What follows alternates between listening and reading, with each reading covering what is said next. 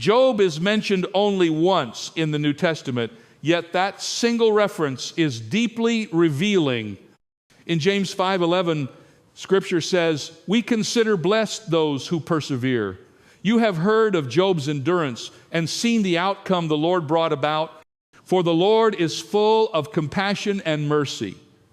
Even here, God points to the true purpose of Job's suffering. It was not about his wealth or family alone, but a test of endurance under pressure and a demonstration of unwavering trust in him. Satan's strategy was clear. He sought to provoke impatience, hoping Job would curse God and abandon his faith. Job did struggle. He became weary with himself. And later, he was frustrated by the relentless criticisms of his friends. Yet through it all, Job never let go of his trust in God. Though he could not understand God's actions and had no control over his circumstances, he remained convinced that God was faithful and worthy of trust. After Job lost all 10 of his children, his wife spoke to him in anguish. She said, "Do you still hold fast to your integrity? Curse God and die." Job 2-9. At first, her words might seem harsh, but her perspective reveals the depth of her suffering. She had witnessed the deaths of her children, endured weeks of unrelenting pain alongside Job, and seen the man she loved ravaged by disease. Her despair was real, raw, and human.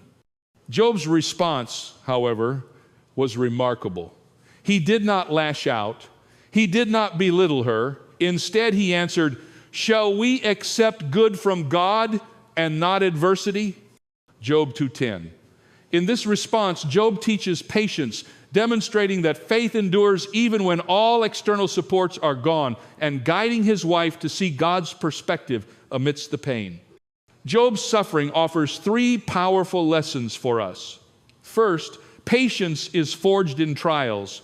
Job remained restrained even when his wife urged him to give up. Second, perspective matters. He remembered God's prior blessings and understood that adversity does not erase divine goodness. Third, persistence is possible without full understanding. Job did not know why God allowed these trials, but he worshiped and trusted anyway.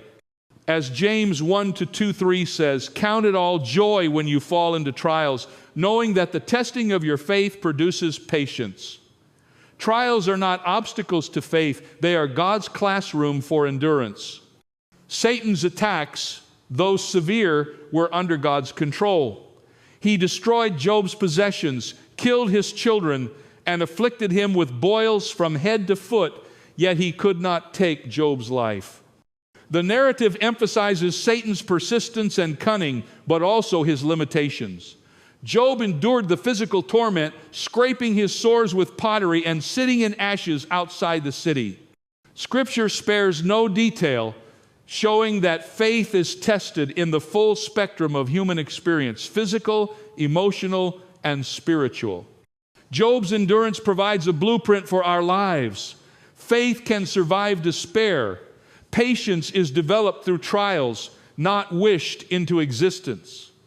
Perspective transforms suffering by reminding us of God's blessings, even amid hardship. Support from friends and family can guide us toward endurance, though they can also mislead. Most importantly, faith is not dependent on comfort or answers. It is rooted in the unchanging character of God. Job stood alone, stripped of everything, yet he blessed God. And we can do the same. No matter the trial, God's compassion endures, His mercy remains, and faith that trusts Him can survive anything